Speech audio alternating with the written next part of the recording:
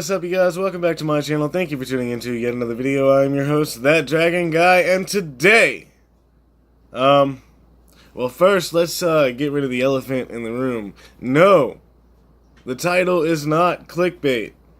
I literally did die, and literally did come back to life. Got pictures to prove it. I've got medical records to prove it. So let's tell you the story about how I died. Challenge that I would end up telling come April. I realized most likely this video got posted a little bit late because I didn't want to post it on the 1st because that's April Fool's Day, and well, everyone would think it was a joke or a lie or some shit like that, and it's not. And I didn't want to post it during the week. I don't know. I'm just trying to get really far away from April 1st and April Fool's Day before I post this, so I don't know what day I'm going to post it or what day today is, but, yeah. Let's get into it and let's talk about it. First off, I'm going to tell you the story, how it was told to me, and then I'm going to show you some pictures that are in that, that are involved, and then I'm going to read some of the hospital documents. This might be a two-part video because the first part might just be the story and the next part might be all of the side effects from said accident. But let's get into it. I was, I don't know, I kind of started, well, I didn't start it. We kind of started, like our own little business or whatever, and we were driving over one street to go to work. What we would do is like mow grass, do electrical work, whatever, blah, blah, blah, blah. Doesn't matter. That part of the story doesn't matter. I decided, since we're only going one street over, I'm going to sit on the back tailgate of the Blazer. Now, if you know anything about a Blazer, or at least this one. I don't know if all Blazers are that way, but at least this Blazer, it has a tailgate that comes down and a window that comes up. And that's the opening of the back of the truck. Well, this particular Blazer, the window didn't stay up. The hydraulics were messed up, and who needs to fix it when you can just hold it up? And my camera just went blurry. Anyway, I decided to sit on the tailgate, and since we were only going one street over, I told the guy driving to floor it. Now, for any science people out there, what are the rules of inertia? Actually, I can't remember the exact rules of inertia, but, I don't know, the car sped up faster than me, pretty much. And we ended up, I guess, hitting a bump or some shit because, according to the guy, I yelled, "I'm slipping!" And then, before he could slam on the brakes or react, I fell off the truck. And, my head, apparently my nose first, we'll explain that, why I think that later. But my head smashed into the concrete below, going somewhere between, I don't know, 50 and 70 miles an hour. I don't have any idea how fast we were actually going, but the story that was told to me says that when I fell off the truck, I wasn't there anymore. I wasn't reacting to anything. I wasn't saying anybody's name. The neighbors ended up happening to see me fall off the truck and me laying in the middle of the road, and the neighbors called an ambulance. The ambulance showed up. The ambulance ended up flipping me over, and when they flipped me over, the reason why I think my nose hit first is because I ended up drowning in my own blood. That's how I died. I drowned in my own blood. Because the blood from my nose, my broken nose, went down my throat into my lungs, and I couldn't breathe. They had to resuscitate me, they had to bring me back, and then as soon as I got to the hospital, they started doing CAT scans and whatnot else. And keep in mind, I'm not coherent or awake or anything during any of this. I'm out. I might as well be dead, okay? Like, I don't know anything that's going on from the time that I fell off the truck until the time I woke up. And, so yeah, we're gonna continue. I was told they did, CAT scans and whatnot to see the damage done to my skull. They ended up deciding to put me into a medically induced coma, which means they were shooting me up with something to keep me in a coma. And the reason why they were keeping me in a coma is because it turns out my brain was swelling down my spine, like down the back of my neck, down my spine. So in order to prevent me from waking up and causing any more injuries, they put me in a coma. Not to mention, I imagine it would have hurt quite a bit if I woke up. They ended up putting 5 or 6 staples in my head because my skull was cracked in various different places. There was like 3 up here and 3 back here or something like that.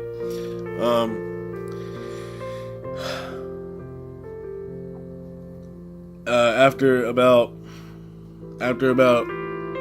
6 or 7 days, which it'll tell me in here, 6 or 7 days, they said that they could stop giving me the stuff to keep me in a medically induced coma, so they were gonna let me wake up. Now, the thing about that is, in between day 1, April 15th, I do believe, 2010. Alright, this happened in 2010. I'll worry about the dates once we get to reading the papers.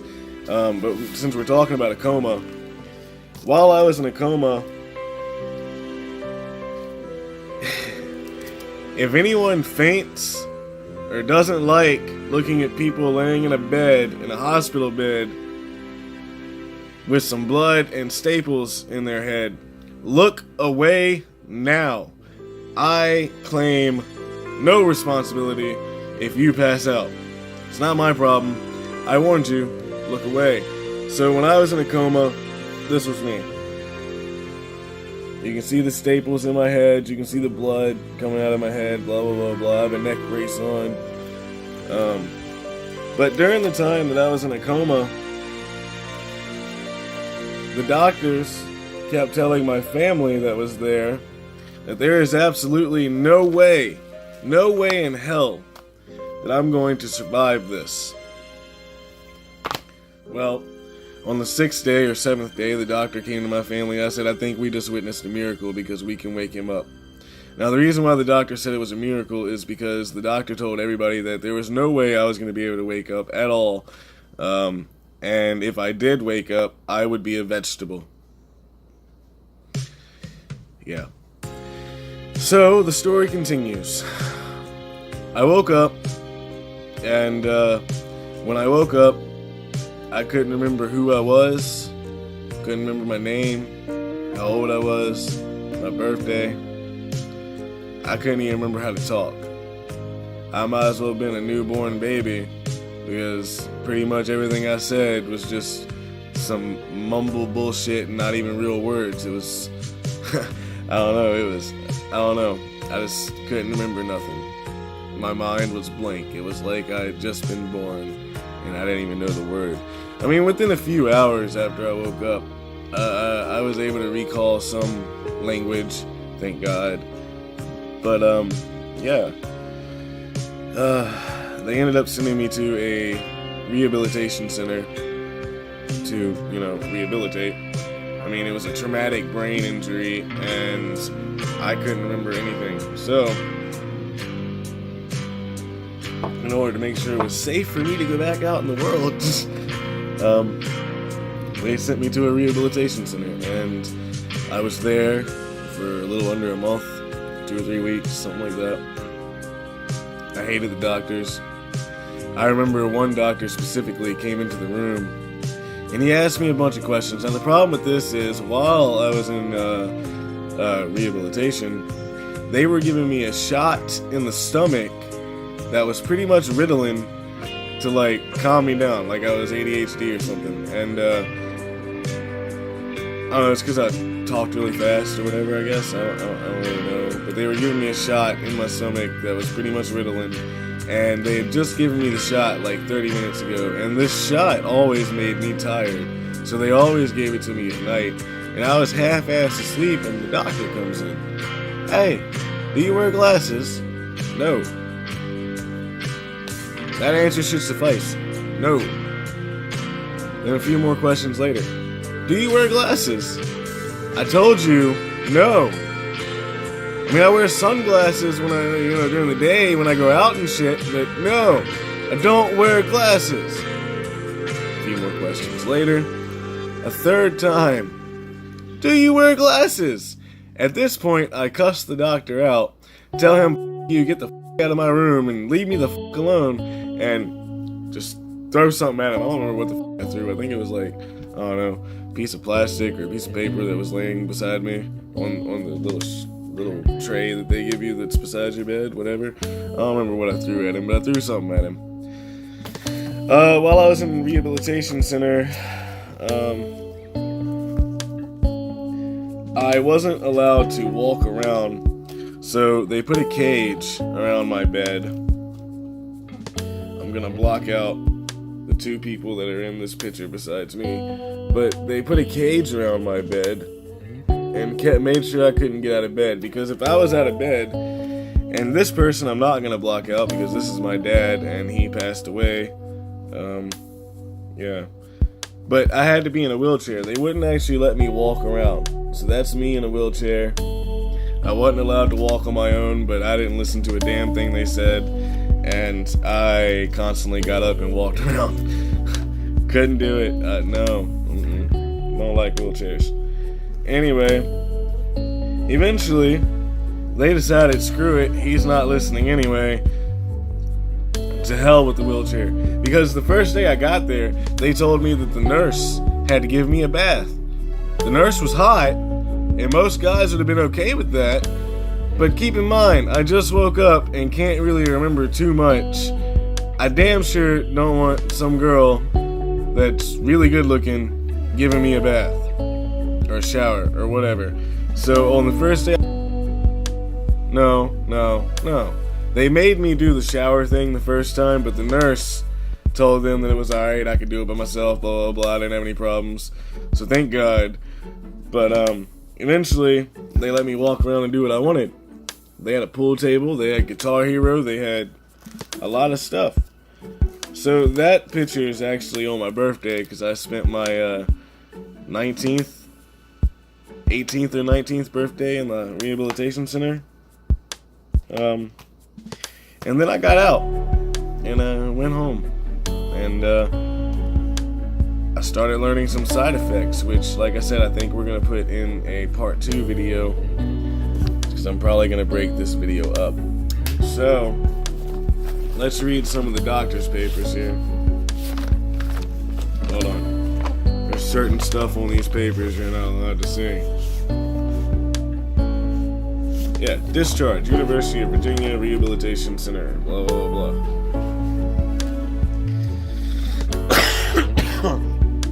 Sorry about that. The paper's a little bit dusty. We're gonna block out all of that shit. Show you that it says University of Virginia. There you go. These are doctor papers. Here we go. Michael is a 19-year-old male. Apparently, I turned 19 in the hospital, because these are discharge papers, discharge summary. So I turned 19 in the rehabilitation center. Michael is a 19-year-old male who sustained a traumatic brain injury after falling off the back of a truck on 4/16/2010. He was found face down with a copious amount of blood coming from his airways, but seemed to be breathing spontaneously. He was unresponsive and went into respiratory arrest when turned over. He was admitted to... Oh, see, I told you, when they turned me over, the blood went down my throat and I drowned. Respiratory arrest. Yeah. Anyway, he was admitted to... Blah, blah, blah, blah, when he was found to... where he was found to have temporal bone fractures, subdural hematomas, and an exotic brain injury. He was more awake and interactive by the 23rd. and was transferred to KCRC on the 29th for rehabilitation. So that's the brief summary, and that's as much as I'm gonna read for this first part of the video, because the next parts is like present status, side effects from the accident, the test that they ran me through, and what I got on the test. Like they made me walk on a treadmill, they made me swim, they made me run on the damn treadmill, but I'm a fat guy, so that wasn't too fun. Actually, when I was in a coma for the 6 or 7 days. So, since I was more awake and responsive on the 23rd, if it happened on the 16th, 17, 18, 19, 20, 21, 22, 23. So they stopped giving me the medicine here. I woke up on the 7th day. Keep in mind, like I said, I died and they brought me back to life. Now, there are side effects, which a lot of them I did not know until after I got out. Well, not a lot of them. One main side effect that bothers me that I didn't know while I was in the hospital. So yeah, if you want to see part 2, come back tomorrow. It'll most likely be up tomorrow. And I'll be telling you the side effects of that accident you heard. I probably told the accident in a horrible way. It's kind of emotional.